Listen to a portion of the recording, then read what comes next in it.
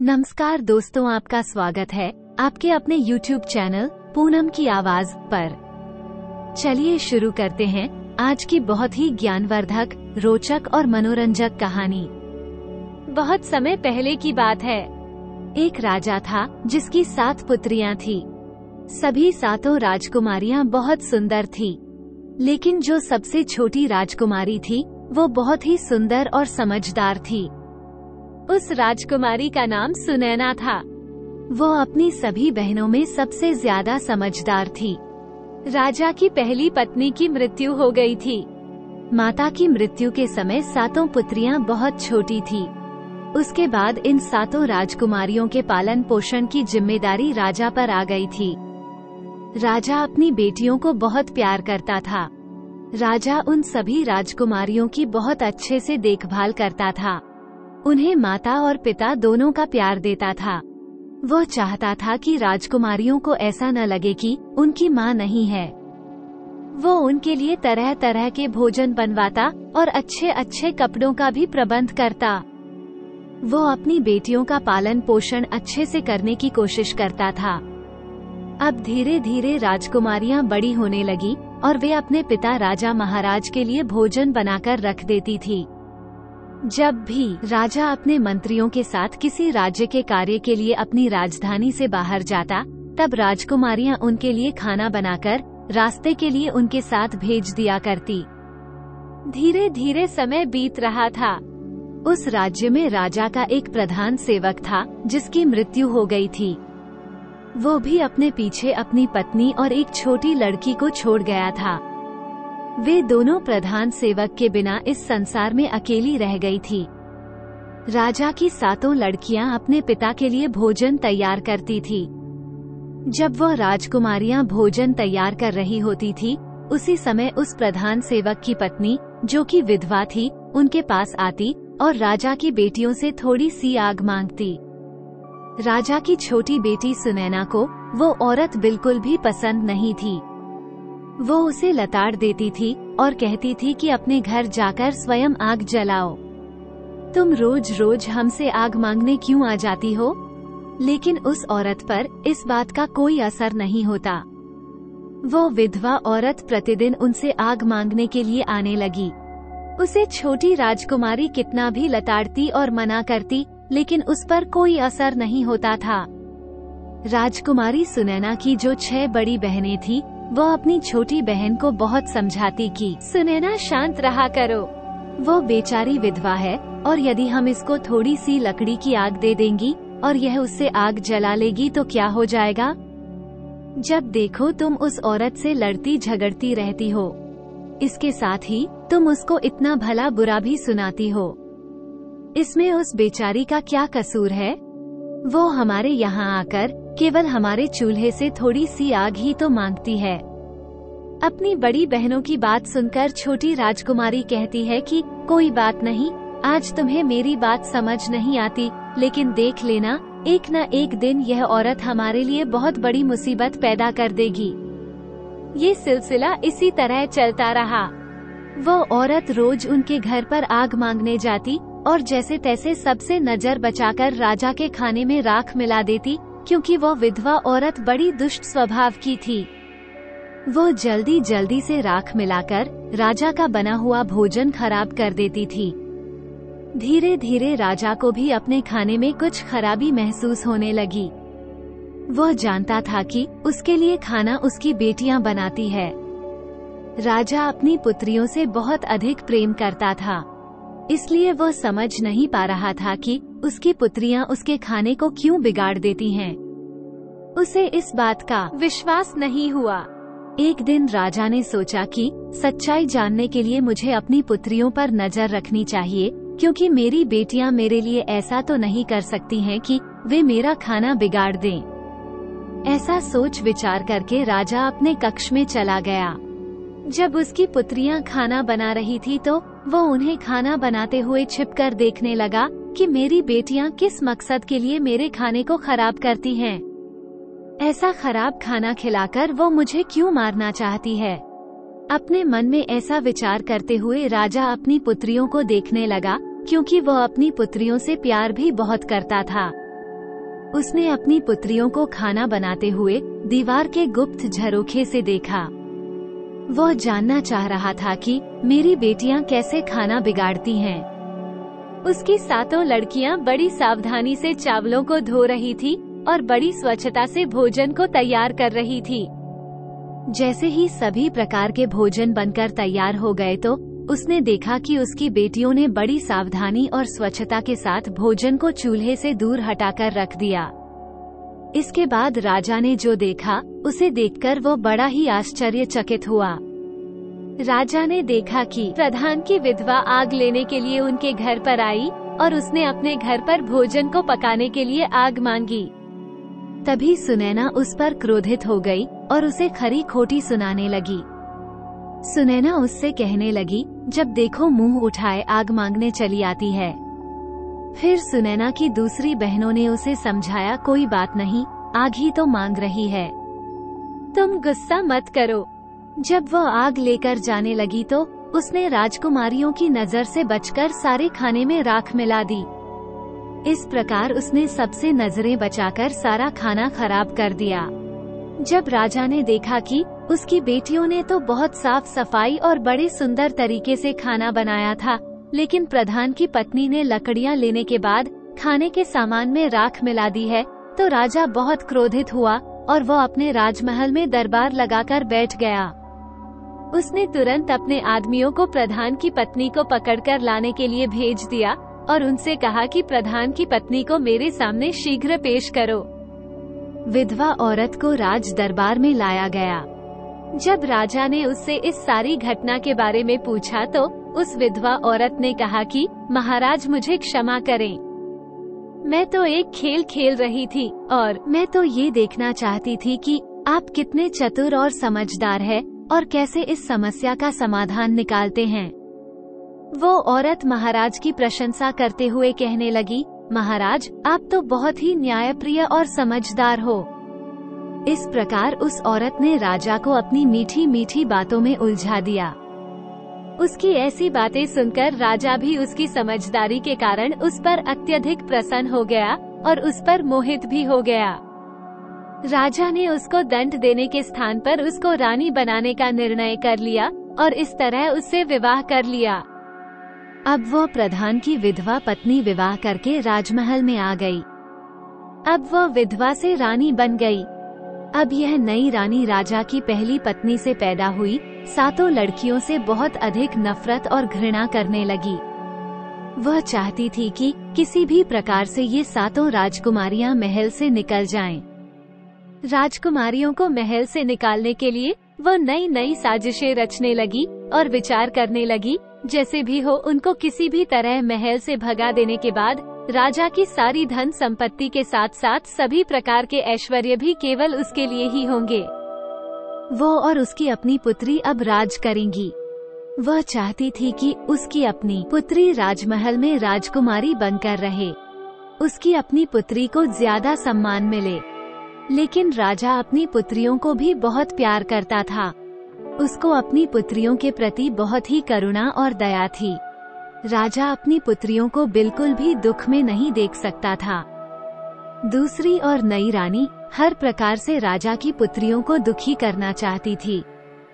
वो उन्हें पूरा दिन कार्यों में लगाए रखती थी। धीरे धीरे अब वह राजा की 7 पुत्रियों को खाने के लिए भरपेट खाना भी नहीं देती थी। वो उनको खाने के लिए बहुत ही कम खाना देती थी और धीरे धीरे वो उनकी दूसरी जरूरतों और सुख सुविधाओं को भी कम करती जा रही थी। इस तरह 7 बहनों पर हर प्रकार से दुखों का पहाड़ टूट पड़ा। इसके विपरीत जो प्रधान की पत्नी थी, जो अब रानी बन गई थी, उसे और उसकी छोटी पुत्री को हर प्रकार की सुख सुविधा दी जाने लगी। वो राजकुमारियों की तरह महल में रहने लगी। महल में रानी अपनी बेटी को राजकुमारी बनाकर रखती और उसे एक राजकुमारी की तरह से ही जीवन जीने के लिए प्रोत्साहित करती है। रानी अपनी पुत्री के लिए अच्छे अच्छे भोजन बनाती है, अच्छे अच्छे कपड़े पहनाती और उसके लिए अच्छी अच्छी चीजों का संग्रह करती। उसने राजा की पहली पत्नी से जो 7 राजकुमारियां थी, उन सभी को सभी प्रकार के सुखों से वंचित कर दिया। वो सभी बहनें बहुत दुखी और उदास रहती। एक दिन बहुत अधिक परेशान होने के कारण वे सातों बहनें महल के बाहर जाकर अपनी माँ की समाधि पर जाकर रोने लगी। वहाँ जाकर वह अपनी माँ से इस प्रकार से कहने लगी, माँ, क्या तुम अपनी बेसहारा, लाचार, बेबस पुत्रियों को नहीं देख सकती हो? हम सब कितनी अधिक दुखी हैं। सौतेली माँ हम पर कितने जुल्म ढा रही है। हम भूख प्यास से तड़प रही है। माँ, अब हम क्या करें? धीरे धीरे यह उनका रोज का काम हो गया। दिन में जब भी वह दुखी होती, वह अपनी माँ की समाधि पर चली जाती और रोते हुए अपनी माँ से अपना दुख कहती। एक दिन जब वह सभी अपनी माँ की कब्र पर बैठी हुई रो रही थी और सिसकियाँ भर रही थी, तभी उन्होंने देखा कि उनकी माँ की समाधि पर एक बहुत ही सुंदर अनार का पेड़ उत्पन्न हो गया। जल्दी ही वो पेड़ पूरी तरह से ताजे, सुंदर और स्वादिष्ट फलों से लद गया। अब वो सभी सातों बहनें उन फलों को खाकर अपनी भूख को शांत करने लगी। हर रोज जब उनकी सौतेली माँ उनको खाने के लिए पर्याप्त भोजन नहीं देती थी, तो वो सब अपनी माँ की समाधि पर आकर इस तरह से अनार के फलों को खाकर अपनी भूख को शांत करने लगी। आगे चलकर उन सब बहनों ने अपनी सौतेली माँ के द्वारा दिया जाने वाला घटिया भोजन खाना बंद कर दिया और केवल अनार के फलों को खाकर ही जीवित रहने लगी, क्योंकि वो अनार का वृक्ष एक अद्भुत पेड़ था। उस पेड़ से फलों को जितना अधिक तोड़ा जाता, अगले दिन उससे अधिक पके और सुंदर स्वादिष्ट फल लग जाते, जो इन सब बहनों के लिए भोजन के लिए पर्याप्त होते।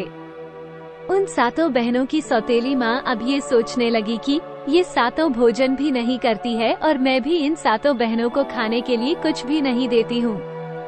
मैं इन्हें इतना दुखी करती हूँ, फिर भी यह सभी इतनी सुंदर और स्वस्थ कैसे दिखाई दे रही है? इनमें से कोई बीमार भी नहीं लग रही। इनका आकर्षण भी दिन पर दिन बढ़ता जा रहा है। ये सब कैसे हो रहा है?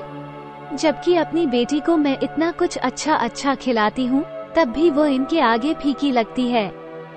इस तरह से अब सातों राजकुमारियाँ अपनी माँ की समाधि पर जाती, सुंदर स्वादिष्ट अनार के पके फलों को खाती और अपनी माँ का इसके लिए धन्यवाद करती।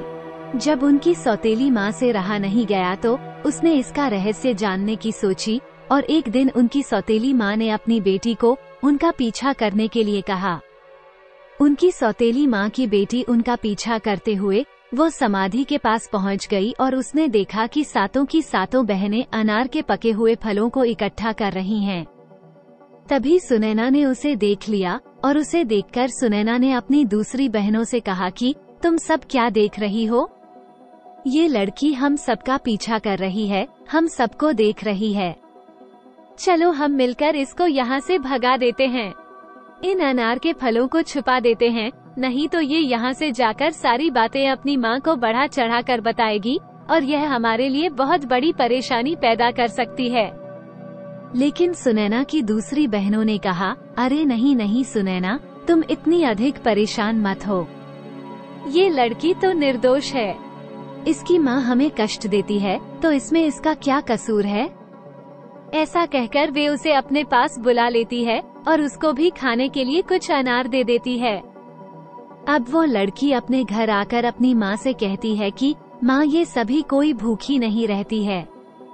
इनकी माँ की समाधि पर एक अनार का पेड़ है। ये सभी उस पेड़ से अनार के फल तोड़कर खाती है और उस पेड़ के फल भी बड़े ही अद्भुत है।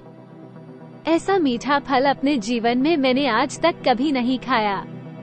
बेटी के मुख से ऐसी बातें सुनकर रानी बहुत गुस्से में आ गई और वह सोचने लगी कि अब मैं इन्हें वहाँ से फल खाने से कैसे रोकूं?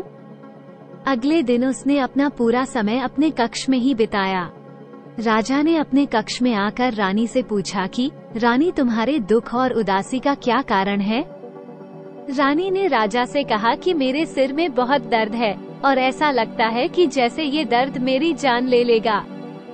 अगर कोई मुझे मेरे इस दर्द से मुक्त कर सकता है तो वो अनार का सुंदर पेड़ है जो तुम्हारी पहली पत्नी की समाधि पर है। वो अनार का पेड़ ही मेरा ये दर्द दूर कर सकता है। राजा के पूछने पर उसने कहा कि उस पेड़ को उखाड़कर उसकी जड़, उसके तने और साथ में उसके पत्तों को पानी में उबालकर जो जल तैयार होगा उस उबले जल से मेरे सिर की मालिश करने पर और मेरे द्वारा उसका सेवन करने पर मेरे सिर का दर्द ठीक हो जाएगा। रानी की बात मानकर राजा ने उसी समय अपने नौकरों को अपनी पहली पत्नी की समाधि पर भेजा और कहा कि समाधि पर जो अनार का पेड़ है उसको जड़, तना और पत्तों समेत उखाड़कर मेरे पास यहाँ लेकर आओ। सेवकों ने तुरंत राजा की आज्ञा का पालन किया और उस सुंदर अनार के पेड़ को जड़ से उखाड़ कर ले आए। जैसे रानी ने बताया था, ठीक उसी प्रकार राजा ने सेवकों के द्वारा उस पेड़ को जल में उबालकर रानी के लिए उसे औषधि के रूप में तैयार करवा दिया।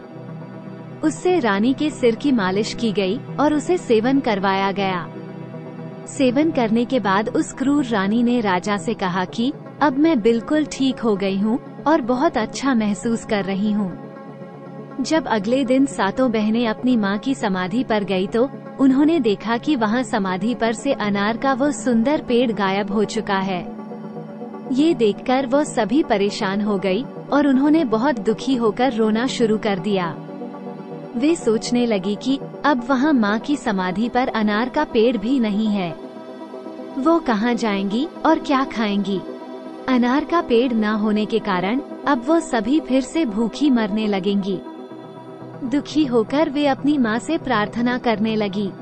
तभी उन्होंने देखा कि अनार के पेड़ के स्थान पर एक छोटा सा तालाब बन गया, जो मक्खन जैसे पदार्थ से भरा हुआ था, जो जल्द ही सफेद ठोस बिस्किट की तरह बन गया, जिसको रोती हुई सभी बहनों ने बहुत ही आश्चर्य के साथ देखा।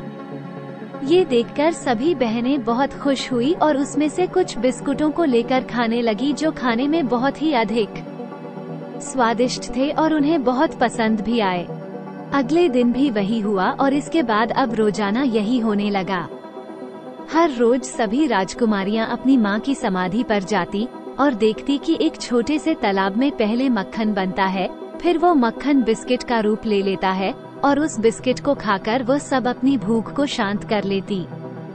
अनार का पेड़ उखड़ जाने के बाद भी सातों राजकुमारियों की पहले जैसी हालत देखकर रानी परेशान हो गई।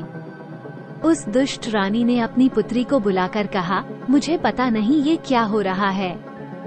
मैंने तो उस अनार के पेड़ को उखड़वा दिया है जो रानी की समाधि पर उगा था।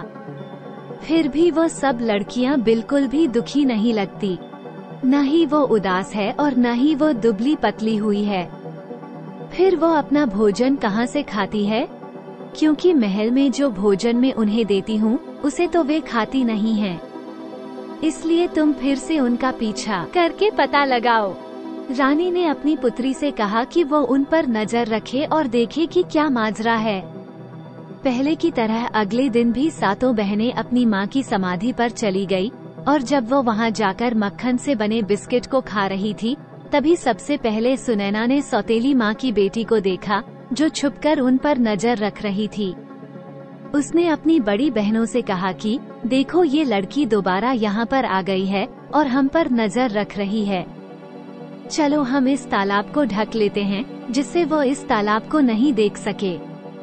अगर हमने अपने बिस्कुट का थोड़ा सा टुकड़ा भी इसको दिया तो ये जाकर अवश्य ही अपनी दुष्ट माँ को बता देगी और यह हमारे लिए दुर्भाग्य की बात होगी, क्योंकि वह दुष्ट रानी फिर से कोई न कोई यंत्र रचेगी। सुनैना की बड़ी बहनों ने समझा कि सुनैना बिना किसी बात के उस बेचारी पर संदेह कर रही है, इसलिए उन सबने उसके सुझाव पर बिल्कुल भी ध्यान नहीं दिया और उसके विपरीत उन्होंने प्रधान की पुत्री को भी स्वादिष्ट बिस्किट खाने के लिए दे दिए। जब उनकी सौतेली माँ को सातों राजकुमारियों के बारे में ये बिस्किट वाली बात पता चली तो वो क्रोध से बहुत लाल पीली होने लगी और उसके साथ ही उसने अपने नौकरों को बुलाकर कहा कि अभी जाओ, रानी की समाधि को वहाँ से उखाड़ दो और उसके पास में जो छोटा सा तालाब है उस तालाब को कूड़ा करकट आदि से भरकर नष्ट कर दो। इस पर भी रानी संतुष्ट नहीं हुई। एक दिन रानी फिर से भयंकर बीमारी का बहाना करके अपने कक्ष में पड़ी रही और महाराज को बुलाया गया। महाराज ने आकर रानी की बीमारी का कारण जानना चाहा। राजा ने कहा कि चाहे मेरा सारा साम्राज्य बिक जाए, लेकिन मैं तुम्हारी बीमारी को ठीक करने के लिए तुम्हें अच्छे से अच्छे वैद्य को दिखाऊंगा और तुम्हें बिल्कुल ठीक कर दूंगा। लेकिन वह रानी तो अपनी चाल चल रही थी। वो तो स्वभाव से ही दुष्ट थी। तो वो दुष्ट रानी कहने लगी कि इतना कुछ करने की जरूरत नहीं है, मेरे जीवन को तो केवल तुम्हारा एक छोटा सा कार्य ही बचा सकता है। राजा ने कहा, तुम कहो तो सही, जो तुम कहोगी मैं उसे अवश्य पूरा करूँगा। इसके लिए मैं तुमसे प्रतिज्ञा करता हूँ। फिर रानी ने कहा, मेरे जीवन को बचाने के लिए तुम एक आवश्यक कार्य कर दो। आपकी जो पहली पत्नी से 7 राजकुमारियां हैं, आप उनकी हत्या कर दो और उनकी हत्या करने के बाद उनका खून मेरे सर और मेरी हथेलियों पर लगाना। इस तरह से उनकी मृत्यु से मेरा जीवन बच जाएगा। इन शब्दों को सुनकर राजा दुख और पीड़ा से भर गया। उसके पैरों के नीचे से जैसे जमीन ही गायब हो चुकी थी। वो मूर्छित होकर गिरने वाला हो गया, लेकिन फिर भी राजा ने अपने आप को संभाल लिया। राजा को अपनी प्रतिज्ञा टूटने का भय था और वो अपनी राजकुमारियों को भी बहुत प्यार करता था। फिर राजा ने अपना मन को कड़ा किया और राजकुमारियों को तलाश करने लगा। राजा ने अपनी 7 राजकुमारियों को अपनी माँ की समाधि पर बैठे देखा। राजा उनके पास पहुँचा तो उसने देखा कि उसकी 7 पुत्रियां अपनी माँ की समाधि के पास बैठकर रो रही थी। अपनी पुत्रियों की ऐसी हालत देखकर राजा का हृदय कांप उठा, क्योंकि वह अपनी बेटियों से बहुत ही प्रेम करता था। एक तरफ उसकी रानी की इच्छा और राजा की प्रतिज्ञा, और दूसरी तरफ उसकी बेटियों का जीवन। उसे समझ नहीं आ रहा था कि वो क्या करे। अपनी पुत्रियों के पास पहुंचकर राजा प्रेम पूर्वक अपनी पुत्रियों से बोला कि तुम मेरे साथ इस महल से बाहर जंगल में चलो। पिता की बात मानकर वह सभी उसके साथ चल पड़ी। वो उन सभी को लेकर जंगल की ओर चल दिया। जंगल में कुछ दूर जाकर एकांत में राजा ने आग लगाई और उन सबके लिए कुछ चावलों को पकाकर उनको खाने के लिए दिया। दोपहर का समय था। इस समय बहुत अधिक गर्मी हो रही थी, जिसके कारण सभी 7 बहनें खाना खाने के बाद गहरी नींद में सो चुकी थी। जब राजा ने देखा कि 7 बहनें सो चुकी हैं, तो वो चोरी से छुपकर उन लड़कियों से निगाह बचाकर वहां से भाग गया। उन सबको गहरी नींद में सोते हुए राजा ने वहीं पर छोड़ दिया। राजा अपने मन में ये सोचकर खुश था कि चलो हमारी पुत्रियां जहां कहीं भी रहेंगी, कम से कम जीवित और ठीक तो रहेंगी। वे अपनी सौतेली माँ के अत्याचारों से तो बची रहेंगी या कहीं जाकर अपना जीवन गुजार लेंगी। साथ ही उसने भगवान से प्रार्थना की कि वो इस एकांत जंगल में उसकी पुत्रियों को भूखे प्यासे किसी जानवर के भोजन के रूप में मृत्यु को प्राप्त हो जाने से बचाए। राजा इस प्रकार सोचते हुए और बार बार भगवान से प्रार्थना करते हुए वहां से चला गया। राजा ने वापस आते समय जंगल में एक हिरण को मारा और उसके खून को लेकर महल में वापस आ गया। उसने रानी के सिर और हथेली पर उस हिरण के खून को लगा दिया। उस क्रूर रानी ने सोचा कि राजा ने सच में 7 राजकुमारियों को मार दिया है। उसने राजा से कहा कि अब वो बिल्कुल ठीक महसूस कर रही है। उधर जंगल में राजा के चले जाने के बाद 7 बहनों की नींद खुल गई। उन्होंने अपने आप को घने जंगल में अकेले पाया। जब उन्होंने अपने चारों तरफ भयंकर जंगली जानवरों के चिंघाड़ने की आवाजों को सुना तो उन आवाजों को सुनते ही वे डरकर कांपने लगी। उनका पूरा शरीर भय से कांपने लगा, जिसके कारण वे सब रोने और चिल्लाने लगी। अपने आप को वहां अकेला पाकर वे अपनी पूरी शक्ति लगाकर अपने पिताजी को पुकारने लगी। उन्हें आशा थी कि उनकी आवाज को सुनकर उनके पिता जरूर आएंगे, लेकिन उन सबको ऐसा करते हुए बहुत समय गुजर गया, लेकिन राजा नहीं आए। उन सबको अपनी आवाज के सिवाय ऐसा सुनाई दे रहा था जैसे बादल गड़गड़ा रहे हो।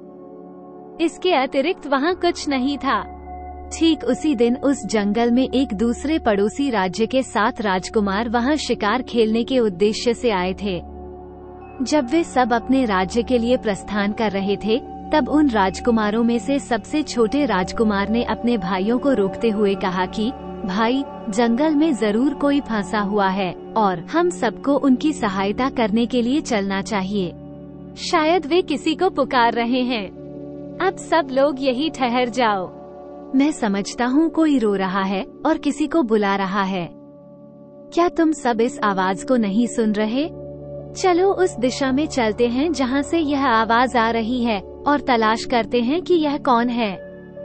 इस तरह से छोटे राजकुमार ने अपने 6 भाइयों को बताया तो सातों राजकुमारों ने जंगल को चीरते हुए अपने घोड़ों को उसी दिशा में दौड़ा दिया जिस दिशा से वह रोने की आवाज आ रही थी। कुछ ही समय में वे राजकुमार जंगल में उस जगह पर पहुंच गए जहां पर वे सातों बहनें विलाप करते हुए रो रही थी। उन सबको इस तरह से विलाप करते हुए देखकर राजकुमारों को दया आ गई। सबसे बड़ा राजकुमार बहुत अधिक आश्चर्यचकित हुआ और उसने बड़ी व्यग्रता से उनसे पूछा कि तुम सब यहाँ पर कैसे फंस गई हो और तुम कौन हो? उन राजकुमारियों ने अपनी सारी कहानी उन सातों भाइयों को सुना दी। तब सातों राजकुमारों ने यह निश्चय किया कि भगवान की कृपा से यह सातों राजकुमारियां हमें मिली हैं। इनको हमें अपने साथ अपने राज्य में ले जाना चाहिए और इनके साथ विवाह करके इन्हें अपने साथ ही रखना चाहिए। इस तरह से सबसे बड़े राजकुमार ने सबसे बड़ी राजकुमारी से विवाह किया, दूसरे ने दूसरी राजकुमारी से। इस तरह से सातों राजकुमारों ने विवाह कर लिया। सबसे छोटे राजकुमार ने राजकुमारी सुनैना से विवाह कर लिया, जो कि सबसे अधिक बुद्धिमान और सुंदर थी। 7 राजकुमारों की शादी 7 राजकुमारियों से हो गई। विवाह करने के बाद सातों राजकुमार अपने राज्य में वापस लौट आए। उनके वापस आने पर पूरे राज्य की प्रजा में खुशी की लहर दौड़ गई। करीब 1 साल बाद सुनैना, जो सबसे छोटी राजकुमारी थी, उसको एक बेटा हुआ। बेटा होने पर परिवार के सब लोग खुश थे। उन्हें ऐसा लगता था कि लड़के का एक पिता नहीं बल्कि 7 पिता है और 7 माताएं हैं। वे सब उसे बहुत प्यार करते थे और सब मिलकर अपने बच्चे की तरह उसका पालन पोषण करते थे। इस तरह से धीरे धीरे समय बीतने लगा। वे बहुत खुश थे। इस तरह धीरे धीरे सुनैना का बेटा 2 साल का हो गया। एक दिन 7वें राजकुमार ने अपने भाइयों से कहा कि शिकार खेलने का मन है, मैं शिकार पर जाना चाहता हूँ। उसने अपनी पत्नी सुनैना से भी कहा कि मैं शिकार पर जाना चाहता हूँ। सुनैना और अपने भाइयों से आज्ञा लेकर वह शिकार पर निकल गया, लेकिन कई दिन बीत जाने के बाद भी वो वापस नहीं आया और दिन पर दिन बीतते गए, लेकिन राजकुमार नहीं आया। यह कोई नहीं जान सका कि वो कहाँ चला गया और वापस क्यों नहीं आया। ये जानकर राजकुमारी को बहुत दुख हुआ। जब उनके पति कहने लगे कि हम भी वहाँ जाएंगे और उसे ढूंढ कर लाएंगे, उसके भाइयों ने कहा कि वे अपने भाई के बारे में जाकर देखेंगे कि उसके साथ क्या हुआ और वो कहाँ चला गया है। वो सभी 6 राजकुमार छोटे राजकुमार की तलाश में राजमहल से निकल पड़े, लेकिन वे 6 भाई भी वापस नहीं आए। ये जानकर सातों राजकुमारियों को बड़ा दुख हुआ। जब उनके पति वापस नहीं आए तो उनके मन में विचार आने लगे कि उनके पतियों को किसी ने जंगल में मार दिया या उनके साथ कुछ गलत हुआ है। धीरे धीरे कुछ और दिन बीत गए, लेकिन सातों भाइयों में से कोई भी वापस नहीं आया। एक दिन सुनैना अपने पुत्र को पालने में झूला रही थी और सभी बहनें नीचे के कमरे में काम कर रही थी। ठीक उसी समय कोई महल के दरवाजे पर आया, जिसने काला लबादा पहन रखा था। वो स्वयं को एक साधु बता रहा था और वो भिक्षा मांगने के लिए आया है। नौकरों ने कहा कि तुम महल के अंदर भिक्षा मांगने के लिए नहीं जा सकते। राजा के सभी पुत्र इस समय बाहर गए हुए हैं। हम सबको लगता है कि वे सब मर गए हैं और उनकी विधवाओं को तुम्हारे भिक्षा मांगने से परेशानी हो सकती है, इसलिए तुम अंदर मत जाओ। द्वारपाल ने उसे खूब रोकने की कोशिश की, लेकिन उस आदमी ने कहा कि मैं एक साधु हूँ और साधु को भोजन खिलाना और साधु को भिक्षा देना कोई गलत काम नहीं है। लेकिन वास्तव में वो कोई साधु नहीं था। वो तो एक जादूगर था जिसका नाम कालिया था। जादूगर कालिया ऐसे ही महल में घुस रहा था और उसने वहाँ पर बहुत सी सुंदर वस्तुओं को देखा। अंत में वो उस कमरे में पहुँचा जहाँ राजकुमारी सुनैना अपने छोटे से बेटे को पालने में झुलाते हुए उसको लोरी सुना रही थी। उसको देखते ही जादूगर कालिया ने सोचा कि इतनी अधिक सुंदर औरत जो स्वर्ग की किसी अप्सरा की तरह है, आज तक उसने अपने जीवन में कभी नहीं देखी। राजकुमारी सुनैना को देखकर वो जादूगर उस पर अत्यधिक मोहित हो गया और सीधा उसके पास चला गया।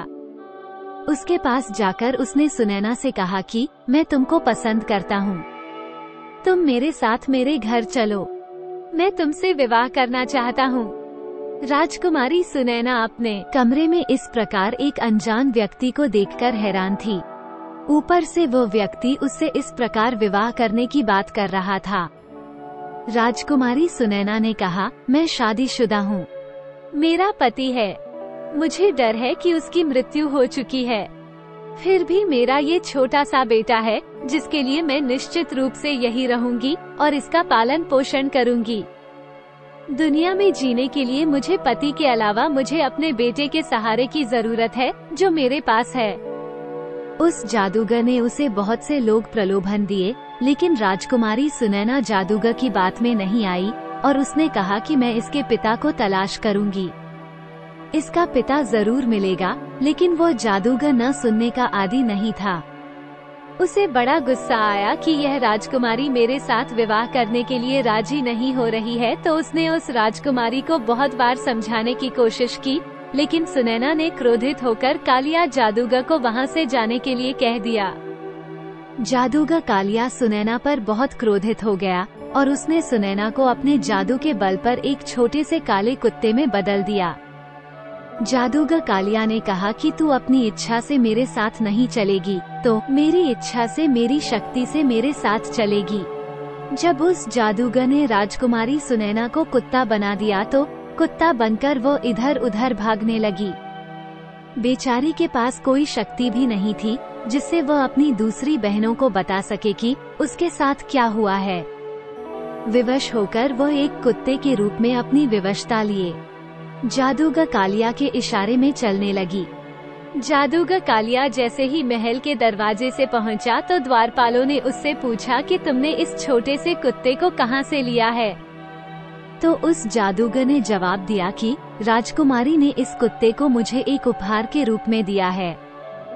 ये सुनते ही द्वारपालों ने उसे कुछ भी पूछे बगैर महल के दरवाजे से बाहर जाने दिया। कुछ समय बाद सुनैना की दूसरी बड़ी बहन ने अपने भांजे के रोने की आवाज सुनी।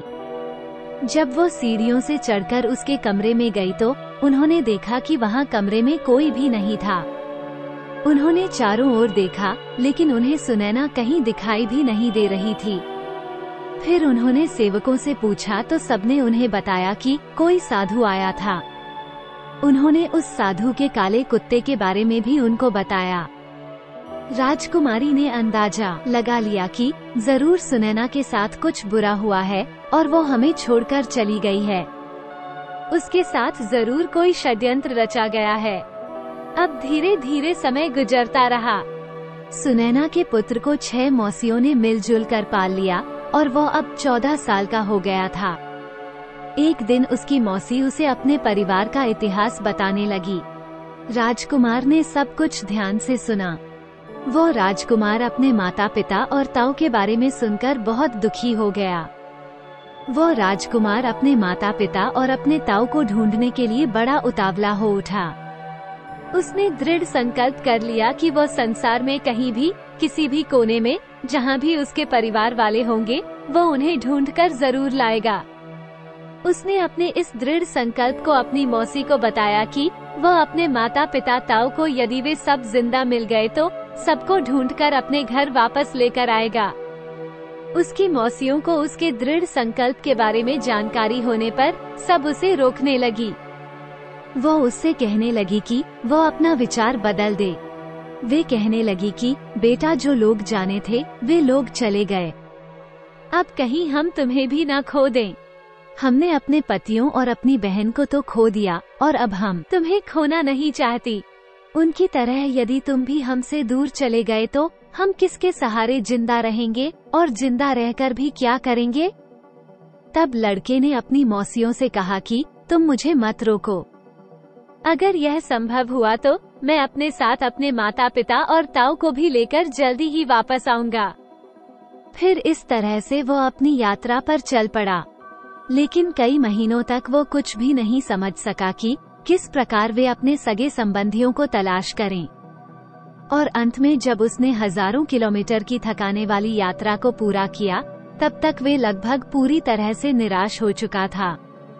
उसको अपने माता पिता और ताऊ के बारे में किसी प्रकार की कोई भी सूचना प्राप्त नहीं हुई थी। इसी बीच वे एक ऐसे देश में पहुंच गया जो पूरी तरह से पत्थरों का देश था। वहां पर बड़ी बड़ी चट्टानें, पेड़, इसके अतिरिक्त एक बहुत ही बड़ी और ऊंची पत्थर की कठोर इमारत थी, जिसके एक किनारे पर एक छोटा सा मकान बना था जिसमें एक माली रहता था। जब वह उस इमारत को देख रहा था, तभी माली की पत्नी ने उसको देख लिया और भागकर उस घर से बाहर आ गई और कहने लगी, अरे बच्चे, तुम कौन हो और तुमने इस खतरनाक स्थान पर आने की हिम्मत कैसे की? उस लड़के ने कहा कि मैं एक राजा का बेटा हूँ। मैं यहाँ अपने माता पिता और अपने ताऊ को ढूंढने आया हूँ। मेरी माँ को एक दुष्ट जादूगर डरा धमकाकर कुत्ता बनाकर अपने साथ ले गया है। उसकी बात सुनकर माली की पत्नी ने कहा कि ये देश और यह स्थान एक महान जादूगर का ही है। उसके पास हर प्रकार की शक्ति है। जो भी व्यक्ति उसकी आज्ञा का उल्लंघन करता है या उसका अपमान करता है, उसको वो अपनी जादू की शक्ति से पत्थर या पेड़ बना देता है। तुम यहाँ पर जो सभी प्रकार के पेड़ और पत्थर देख रहे हो, ये सब कभी जीवित प्राणी थे। इन सबको हमारे मालिक जादूगर ने अपनी शक्ति से इस रूप में बना दिया है। कुछ समय पहले एक राजा यहाँ आया था। उसके कुछ समय बाद उसके 6 भाई भी यहाँ पर आए थे। जादूगर ने उन सबको पत्थर और पेड़ में बदल दिया। केवल यही लोग दुर्भाग्यशाली लोग नहीं थे। इनके अतिरिक्त एक बहुत सुंदर रानी, जिसको उसने इस बड़ी इमारत में कैद करके रखा है, जिसको जादूगर ने पिछले 12 सालों से कैद करके रखा है। जादूगर उससे विवाह करना चाहता है, लेकिन वो जादूगर से नफरत करती है। माली की पत्नी की बातें सुनकर छोटे राजकुमार ने विचार किया, अवश्य ही यह सब मेरे माता पिता और मेरे ताऊ ही है। आखिरकार अंत में मैंने उन सबको खोज ही लिया, जिसके लिए मैं इतने समय से भटक रहा था। इसके बाद उसने अपनी कहानी उस माली की पत्नी को बताई और उससे प्रार्थना की कि वह उसकी सहायता करे। उसने उस माली की पत्नी से कहा कि वो उसे उन बेकसूर और लाचार लोगों के बारे में और अधिक जानकारी दे। उसने माली की पत्नी से विनती की कि वो उन बेकसूर और लाचार लोगों को उस जादूगर से बचाने में उसकी मदद करे। माली की पत्नी ने उसकी बात सुनकर और बेकसूर और लाचार लोगों के बारे में सोचकर उसका साथ देने के लिए उससे वादा कर दिया। उसने सोचा कि हो सकता है कि इसकी मदद करके हम भी इस जादूगर से बच जाएं, क्योंकि वो भी उनके जुल्मों के शिकार थे। इसलिए उसने उस लड़के का साथ देने के लिए हामी भर ली।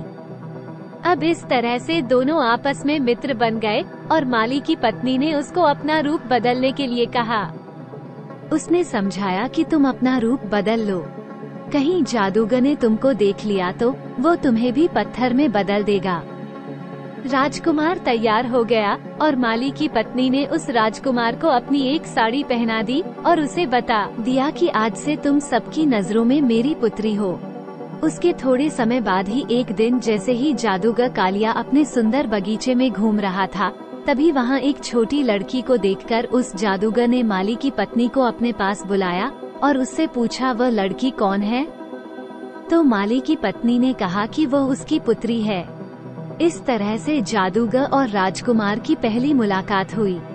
राजकुमार एक लड़की के भेष में जादूगर से अपनी पहचान छुपाकर मिलता है और जादूगर उसको देखकर उससे कहता है कि तुम बहुत ही सुंदर हो।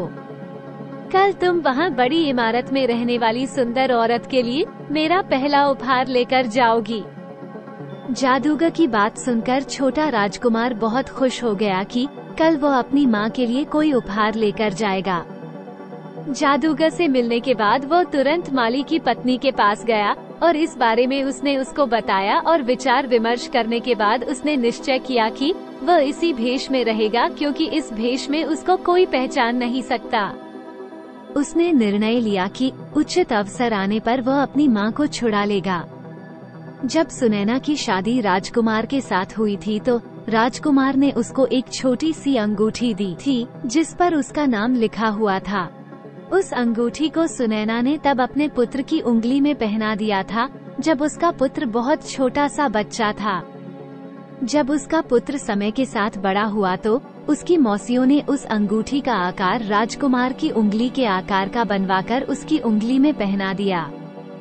इस तरह से वो अंगूठी उस राजकुमार ने अपनी उंगली में अभी भी पहन रखी थी। माली की पत्नी ने राजकुमार को सुझाव दिया कि तुम कुछ ऐसा इस गुलदस्ते में छिपाकर रख दो जिसे देखकर तुम्हारी माँ तुम्हें पहचान जाए, और कहा कि यह सब शीघ्र यथाशीघ्र बिना किसी समस्या के, बिना किसी कठिनाई के संभव नहीं होगा, क्योंकि एक दरबान हमेशा बेचारी राजकुमारी सुनैना के ऊपर नजर रखता था। कैद में होने के कारण उसकी हर समय सख्ती से निगरानी रखी जाती थी। माली की पुत्री के रूप में राजकुमार को हर रोज फूलों का गुलदस्ता जादूगर की तरफ से अपनी माँ तक पहुँचाने का मौका मिल चुका था। अब वो हर रोज फूलों का गुलदस्ता रानी तक पहुँचाने लगा। जादूगर की एक दासी हमेशा उसकी माँ के कमरे में रहती थी। अंत में एक दिन किस्मत ने उस राजकुमार का साथ दिया और उसको एक ऐसा मौका मिल गया जब कमरे में उसकी माँ के अतिरिक्त और कोई दूसरा व्यक्ति नहीं था। जब कोई भी उसको नहीं देख सकता था तो उसने अपनी उंगली में पहनी अंगूठी को निकालकर उसे फूलों के गुलदस्ते में बांधकर अपनी माँ सुनैना के कदमों में डाल दिया। इस अंगूठी के जमीन पर गिरते ही आवाज आई। जैसे ही सुनैना ने उस फूल के गुलदस्ते की ओर ध्यान दिया, सुनैना ने देखा कि इन फूलों के अंदर ऐसा क्या है जो यह विचित्र आवाज कर रहा है। ध्यान से देखने पर उसने एक छोटी सी अंगूठी को फूलों के साथ बंधे हुए पाया। उस अंगूठी को पहचानते ही जब उसने फूलों का गुलदस्ता लाने वाली लड़की की ओर देखा तो लड़की बने राजकुमार ने उसे अपने बारे में बताया। अपने पुत्र द्वारा बताई गई सारी कहानी पर उसको तुरंत विश्वास हो गया। राजकुमार ने अपनी माँ से कहा कि कितनी खोज करने के बाद उसने उनको प्राप्त कर लिया है और उसे बचाने की कोशिश कर रहा है। अपने जीवन को खतरे में डालकर वह अपने माता पिता और ताऊ को दुष्ट जादूगर कालिया से मुक्त कराकर ले जाएगा। उसकी माँ ने उसको बताया कि उसे इस जादूगर ने पिछले 12 सालों से किस तरह से कैद कर रखा है और उसने इस इमारत के सारे दरवाजों को भी बंद करके रखा है क्योंकि वो मुझसे विवाह करना चाहता है। मैंने उससे विवाह करने के लिए मना कर दिया।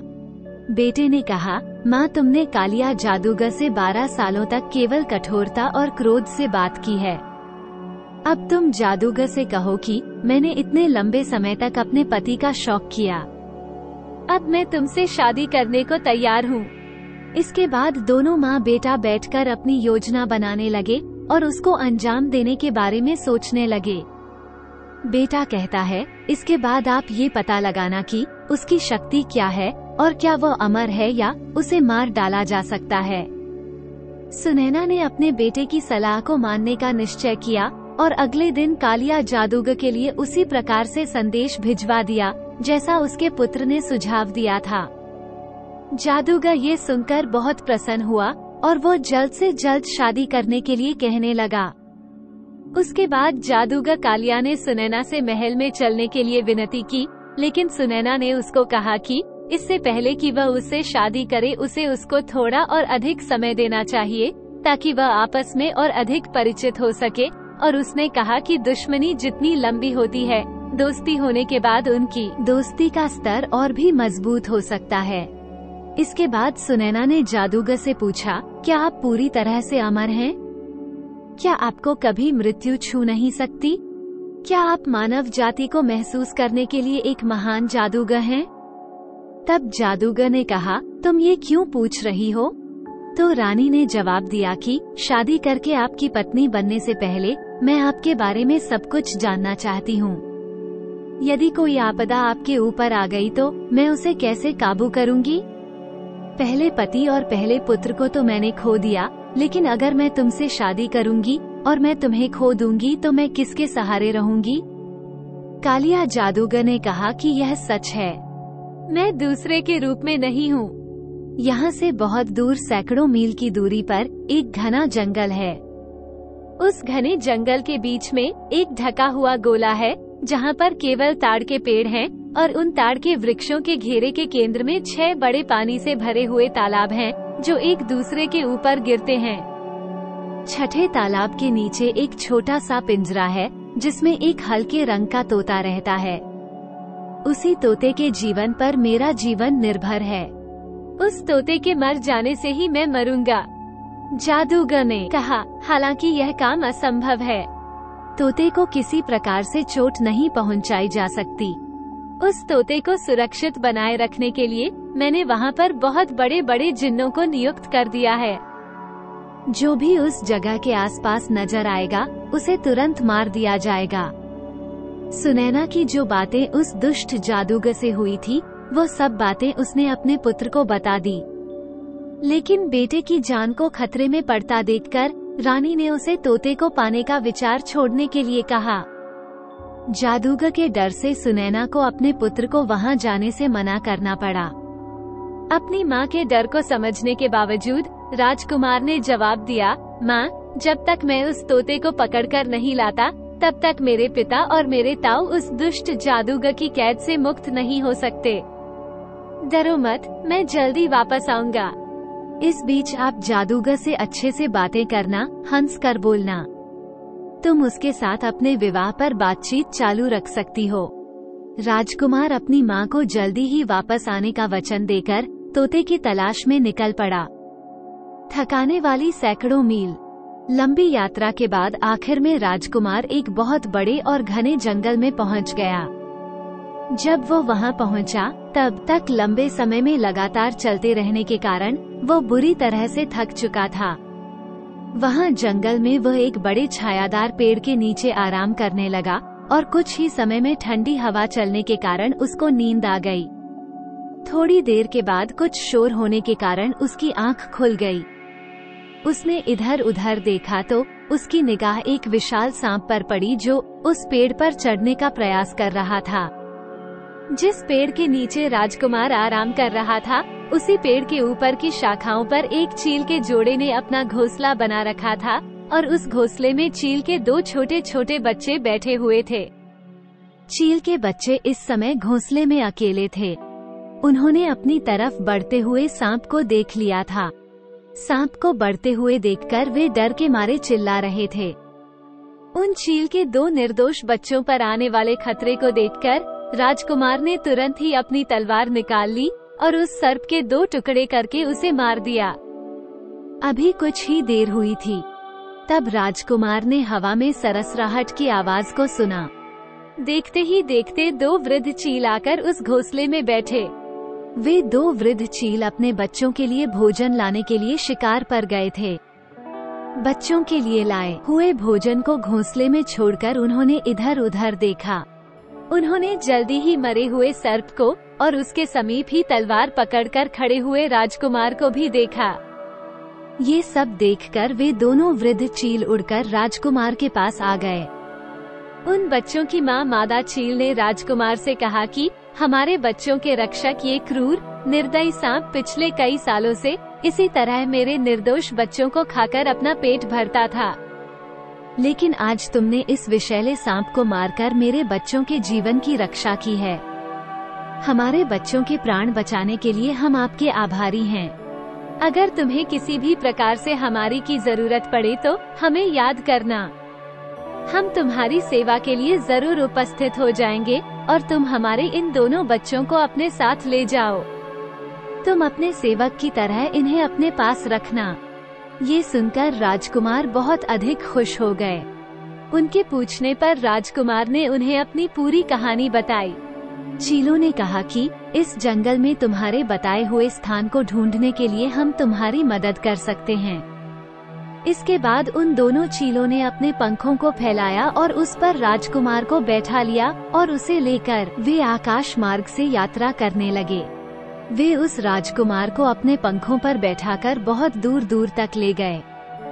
जब वे उसे लेकर घने जंगल में पहुंच गए तो एक स्थान पर उन्होंने गोल घेरे में उगे हुए बहुत सारे ताड़ के पेड़ कतार से खड़े हुए देखे। आकाश में अपने सर को उठाए हुए उसके मध्य में 6 पानी से भरे तालाब भी थे। ये दिन में दोपहर का समय था, इसलिए इस समय गर्मी बहुत अधिक पड़ रही थी।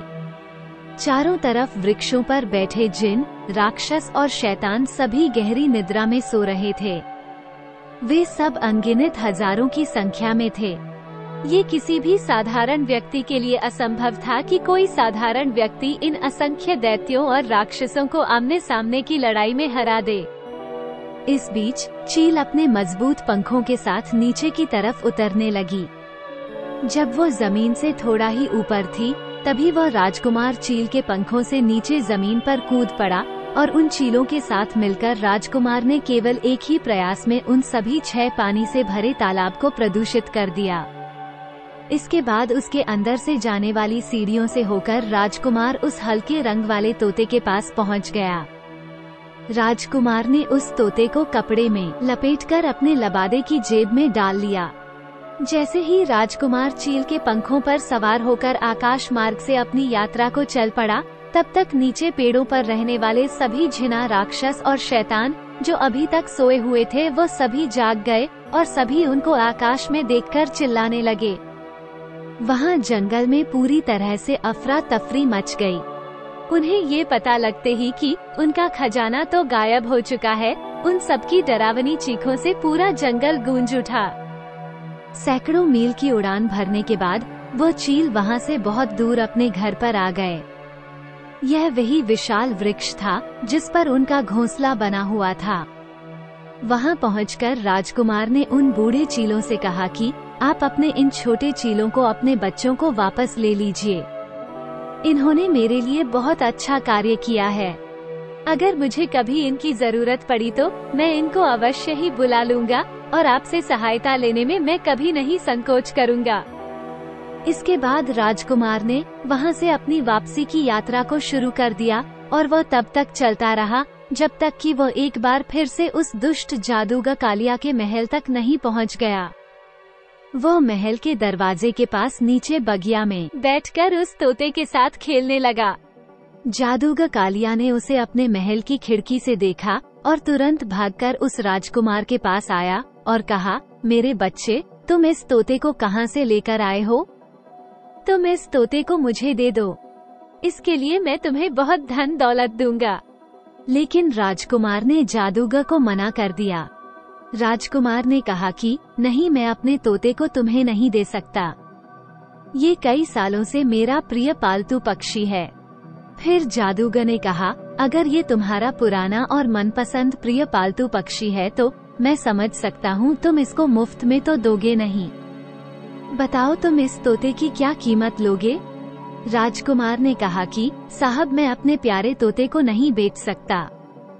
इसलिए जादूगर कालिया बहुत अधिक भयभीत हो गया और उसने कहा, तुम इसके बदले में मुझसे कुछ भी ले सकते हो, बस तुम मुझे ये तोता दे दो। जादूगर की यह बात सुनकर राजकुमार उससे बोला कि चलो ठीक है, अगर तुम इसके बदले में कुछ देना ही चाहते हो तो मैं भी यह तोता तुम्हें दे दूंगा।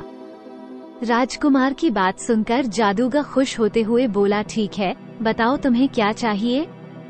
मैं तुम्हें जरूर दूंगा। अब राजकुमार ने कहा, सबसे पहले तो उन 7 राजकुमार राजाओं को मुक्त करो जिसको तुमने पत्थर और वृक्ष बना रखा है। जादूगर ने कहा, ठीक है, तुम्हारी इच्छा पूर्ण होगी, तुम मुझे केवल ये तोता दे दो। इसके बाद सुनैना के पति समेत दूसरे राजा अपने प्राकृतिक रूप में आ गए। फिर कालिया जादूगर ने कहा कि देखो, मैंने इन्हें फिर से ठीक कर दिया है, अब तो मुझे तोता दे दो।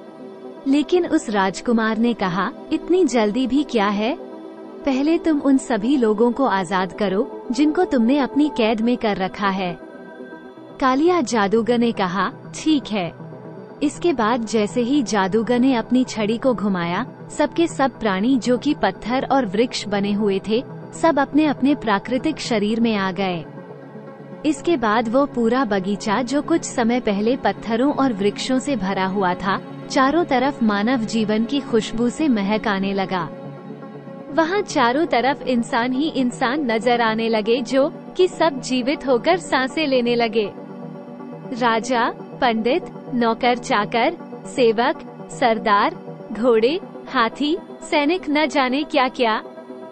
ताकतवर पुरुष व सुंदर आभूषणों से सुसज्जित औरतें, सैनिकों की टुकड़ियां सब जीवित हो गई। अब जादूगर अपने दोनों हाथ जोड़कर रोते हुए राजकुमार से विनती करने लगा कि तुम मुझे ये तोता दे दो। राजकुमार ने उस तोते को बहुत ही शक्ति से पकड़ लिया और उसके एक पंख को जोर लगाकर उसके शरीर से अलग कर दिया। इसके साथ ही जादूगर का दाहिना हाथ उसके शरीर से अलग हो गया। फिर जादूगर कालिया ने अपने बाएं हाथ को फैलाकर राजकुमार से कहा कि आप ये तोता मुझे दे दो। उसके बाद राजकुमार ने उस तोते के बाएं पंख को उसके शरीर से उखाड़कर कालिया जादूगर की तरफ फेंक दिया, जिससे जादूगर का बायां हाथ भी उसके शरीर से उखड़कर दूर गिर पड़ा। इसके बाद भी वो चिल्लाता रहा कि मुझे मेरा तोता दे दो। कालिया जादूगर अपने घुटनों पर गिर पड़ा। फिर राजकुमार ने उस तोते के पहले दाएं और फिर बाएं पैर को उखाड़कर उसके शरीर से अलग कर दिया। इसके साथ ही कालिया जादूगर के भी दोनों पैर उसके शरीर से उखड़कर उससे दूर जा गिरे। जब कालिया जादूगर के शरीर का कोई अंग उसके साथ नहीं रहा तो वह अपनी आँखों को घुमाते हुए रोते हुए राजकुमार से कहने लगा कि मुझे मेरा तोता दे दो। अब राजकुमार ने उस तोते का सर पकड़कर उसकी गर्दन मरोड़ दी, जिससे उस तोते के प्राण पखेरु उसके शरीर से बाहर निकल गए। इसके साथ ही राजकुमार ने वो तोता कालिया जादूगर के पास फेंक दिया, लेकिन जादूगर कालिया के प्राण पखेरु उसके शरीर को छोड़ चुके थे और वो मर चुका था। इसके बाद राजकुमार के पिता ने अपनी पत्नी सुनैना को बड़ी इमारत से मुक्त किया और इस तरह से राजकुमार अपने सभी संबंधियों के साथ अपने देश के लिए चला गया। दूसरे सभी लोग भी अपने अपने घरों की तरफ चले गए। इस तरह से राजकुमार ने अपने माता पिता और ताऊ को उस दुष्ट जादूगर कालिया की कैद से छुड़ा लिया। अब वो सभी एक सुखी जीवन जीने लगे। उसकी मौसी जो उन सभी का इंतजार कर रही थी, वो भी अपने पति को देखकर बहुत खुश हो गई और सुख से अपना जीवन व्यतीत करने लगी। आशा करते हैं आपको हमारी यह कहानी पसंद आई होगी। आपको हमारी यह कहानी कैसी लगी कमेंट करके जरूर बताएं। आपको हमारी यह कहानी पसंद आई हो तो वीडियो को लाइक करें, चैनल को सब्सक्राइब करें। वीडियो को अंत तक देखने के लिए आपका बहुत बहुत धन्यवाद।